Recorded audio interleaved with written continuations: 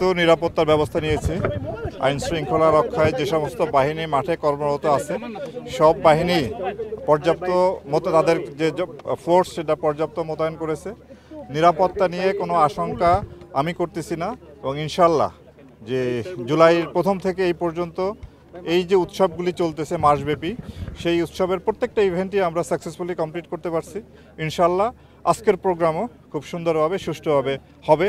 নিরাপত্তার কোনো ঝুঁকি আছে বলে আমি মনে করি না। আমরা সর্বাত্মক প্রস্তুতি আমাদের আছে, যে কোনো পরিস্থিতি মোকাবেলার সামর্থ্য আমাদের আছে। ইনশাল্লাহ অনুষ্ঠানটা সুন্দরভাবে সম্পন্ন হবে। এখানে আপনার পর্যাপ্ত, এটা আমাদের ভাষা যেটা বলি যে আমাদের পর্যাপ্ত ফোর্স মোতায়েন আছে, পোশাকে আছে, সাদা পোশাকে আছে, বিভিন্নভাবে যেখানে যেখানে যে দরকার সেখানে আমরা পর্যাপ্ত মোতায়েন করেছি। ইনশাল্লাহ কোনো ধরনের কোনো আশঙ্কা বা কোনো ধরনের কোনো কিছু হওয়ার সম্ভাবনা আমি দেখি না। সুন্দরভাবে আমরা এই অনুষ্ঠান সম্পন্ন করতে পারবো।